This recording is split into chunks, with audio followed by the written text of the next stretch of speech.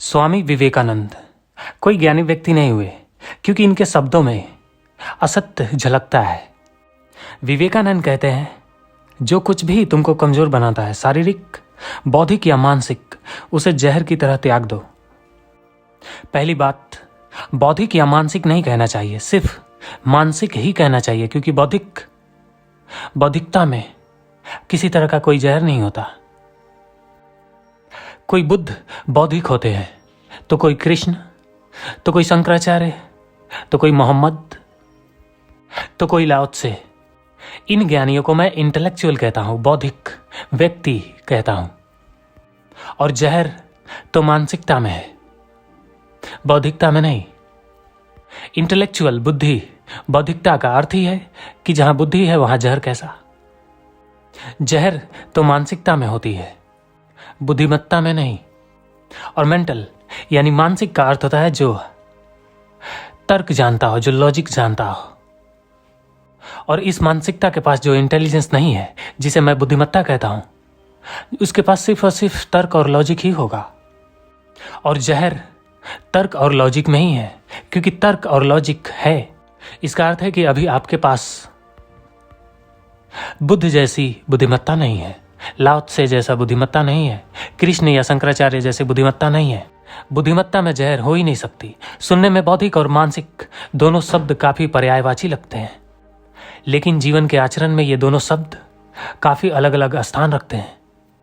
कोई विवेकानंद जैसे व्यक्ति मानसिक जहर से बचने की कोशिश में इसका त्याग करने के लिए कह सकते हैं। तो ये बात साफ है कि विवेकानंद भी उस जहर से बचे, भागे। उस जहर की आंखों में आंखें डाल के ये पूछा नहीं कि तुम कौन हो, क्या हो, क्यों हो। और जिस जहर को खुद विवेकानंद न जान पाए, वो तुम्हें कैसे बता सकते हैं वो क्या है। उससे बचने की ही सलाह बेहतर है। ऐसा सोच के ही विवेकानंद तुमसे ये बात कहते हैं, जो कुछ भी तुमको कमजोर बनाता हो, शारीरिक, बौद्धिक या मानसिक, उसे जहर की तरह त्याग दो। तो विवेकानंद कहते हैं, तुम्हारे भीतर जो गुस्सा है, तुम्हारे भीतर जो अहंकार है, अकड़ है, उसे त्याग दो। जिस अहंकार और अकड़, जिस घमंड से तुम्हें दुख मिलता हो, उसे त्याग दो। मैं ऐसा नहीं कहता। विवेकानंद जिसे जहर कहते हैं, मैं उसे अमृत का सूचक कहता हूं, जो अमृत की ओर इशारा करता है, जो अमृत की ओर तुम्हें पहुंचाने का रास्ता बनता है। विवेकानंद कहते हैं इसे त्याग दो, मैं कहता हूं इसके इशारे को देख लो, त्याग अपने आप हो जाएगा। तुम्हें त्यागने की क्या जरूरत, तुमने कभी पकड़ा नहीं, तुम त्याग कैसे कर सकोगे। जिस जहर को तुमने कभी पकड़ा नहीं, उसकी त्याग तुम कैसे करोगे। जो तुम्हारे भ्रम में था, तुम्हारे होश में नहीं था, वो होश में आके तुम उसके त्याग कैसे करोगे। वो तो खुद ब खुद छूट जाएगा। तो होश में आने के लिए करना क्या है, जहर के इशारे को समझना है, ना कि उसका त्याग करके और फंसना है। विवेकानंद कहते हैं इस जहर की त्याग करो, मैं कहता हूं नहीं, इस जहर के इशारे को देखो और तुम अमृत तक पहुंच जाओगे। जब तुम गुस्से में होते हो और उस गुस्से की वजह से जो तुम्हें दुख मिलता है, तुम चाहते तो नहीं कि वो दुख और गुस्सा तुम्हारे पास रहे। तुमने उस गुस्से और दुख को पकड़ा तो नहीं है, और जिसे तुमने कभी पकड़ा ही नहीं, उसे तुम छोड़ोगे कैसे। नहीं, उस गुस्से और दुख ने ही तुम्हें पकड़ा है, तुमने नहीं पकड़ा है। तुम्हारी आंखें बंद है, तुम देख नहीं पाते कि तुम्हारे साथ क्या हो रहा है, इसलिए तुमने किसी चीज को पकड़ा नहीं है। गुस्से, दुख, दर्द और पीड़ा नहीं तुमको पकड़ा है, उसी को विवेकानंद जहर कहते हैं। पर विवेकानंद ऐसा कहते हैं कि तुमने जिसे पकड़ा है उसे छोड़ दो, उसकी त्याग कर दो। मैं कहता हूं तुमने किसी चीज को पकड़ा नहीं है, तुम त्याग कैसे करोगे। जहर ने तुमको पकड़ा है क्योंकि तुम्हारी आंखें खुली नहीं है, तुम होश में नहीं हो, तुम सोए हुए हो। तुम जहर के इशारे को नहीं देख रहे, तुम जहर के साथ एक हो जा रहे हो। तुम नहीं हो जा रहे, बल्कि जहर तुम्हें अपने साथ एक कर ले रहा है, क्योंकि तुम्हारी गैर मौजूदगी है वहां पे। तुम वहां पे मौजूद नहीं हो। तुम्हारी मौजूदगी तुम्हारे होश में है, तुम्हारे सचेत होने में है। बस इस जहर के इशारे को समझ लो, जहर अपने आप छूट जाएगा, जहर अपने आप खत्म हो जाएगा, मिट जाएगा। तुम्हें त्याग करने की जरूरत नहीं है। जहर एक सूचक है, अमृत की ओर इशारा है। तुम सोचो, अगर तुम्हें गुस्सा आए ही ना तो तुम शांति खोज पाओगे? तुम सोचो, अगर तुम दुख में रहो ही ना तो तुम सुख खोज पाओगे? नहीं, दुख है तो दुख सूचक है कि सुख भी है। गुस्सा है तो गुस्सा सूचक है कि प्रेम भी है। लेकिन अगर तुम्हें अपनी आंखें खोलने की इच्छा ही ना हो तो तुम सुख को उपलब्ध नहीं हो सकोगे। तुम कभी भी गुस्से के इशारे को नहीं समझ सकोगे जो प्रेम की ओर करता है। तुम कभी भी दुख के इशारे को नहीं समझ सकोगे जो सुख की ओर इशारा करता हो।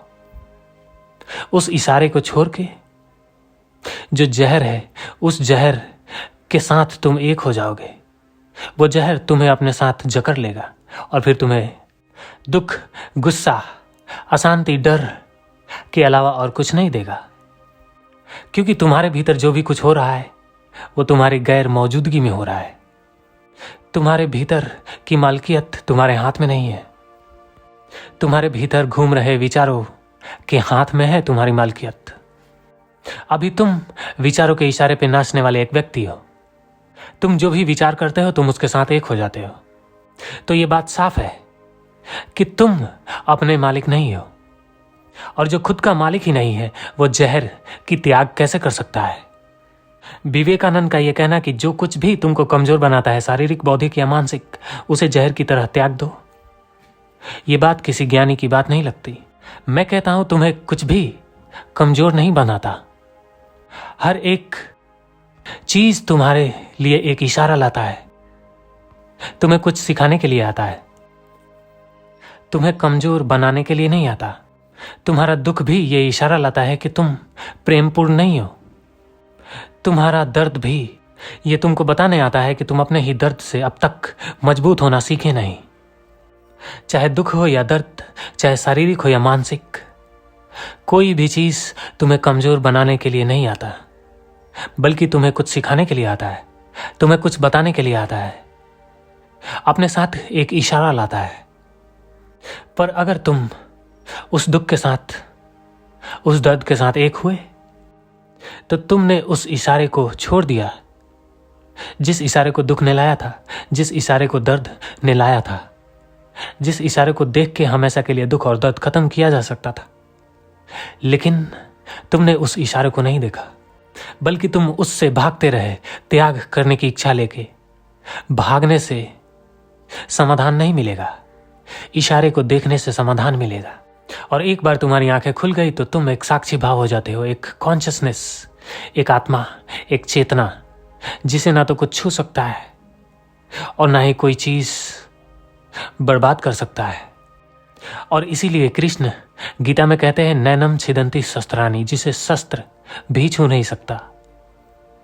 वही हो तुम, एक साक्षी भाव, सिर्फ देखने वाला। तुम दुख को, दर्द को, विवेकानंद जी से कहते हैं जहर। तुम अपने घमंड को, अहंकार को तब तक त्याग नहीं सकते जब तक तुम्हारी आंखें खुली नहीं।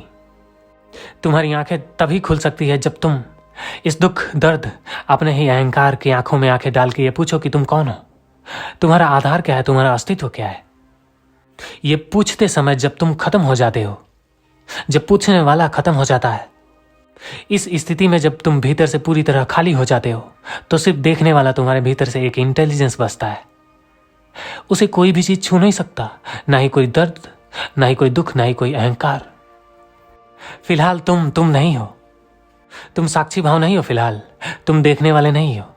इसलिए विचार, अहंकार, तुम्हारा दर्द और घमंड, ये सब तुम्हें अपने साथ एक कर लेता है। फिर तुम्हें दुख देता है, दर्द और पीड़ा देता है। फिर तुम उससे भागने की कोशिश करते हो। जितना भागते हो उतना ही तुम्हें दर्द, दुख और पीड़ा मिलता है। विवेकानंद कहते हैं भागो। मैं कहता हूं भागो नहीं, ठहर जाओ, इसे देख लो। तुम साक्षी भाव होकर सिर्फ देखने वाले बन जाओ। फिर मन जो जो विचार अपने अंदर लाता है उसे चुपचाप खड़े होकर देखते ही रहो। मन के इस जाल को, मन के इस अहंकार को, दुख को, दर्द और पीड़ा को देखने में ही इस जहर का त्याग हो जाता है। इसका त्याग करना नहीं पड़ता। विवेकानंद कहते हैं इसका त्याग करो, इससे भागो। मैं कहता हूं इसका त्याग ना करो, मैं कहता हूं इससे भागो मत। बस चुपचाप खड़े होके विचारों के इस जाल को देख लो। देखने में अपने आप त्याग हो जाता है। तुम्हें त्यागने की जरूरत ना पड़ेगी, तुम्हें भागने की भी जरूरत ना पड़ेगी। फिर दुख खत्म हुआ, फिर डर खत्म हुआ, तुम अलग हो गए, विचार अलग हुआ। अब तुम्हें कोई भी विचार यानी कोई भी अहंकार, अकर, घमंड या दुख या दर्द तुम्हें छू भी नहीं सकता, क्योंकि तुम अलग हुए। विचार तुम्हें छू पाता था, इसलिए अहंकार पैदा होता था। अहंकार की वजह से गुस्सा आता था और गुस्से की वजह से दुख, डर, दर्द। अब तुम्हें विचार छू नहीं सकता, क्योंकि तुम और विचार अलग हुए। ये देखने वाला कौन है? जो अपने विचारों को हर क्षण देखता है। ये देखने वाला ही बन जाओ तुम। फिर त्याग करने की जरूरत नहीं, त्याग अपने आप हो जाता है।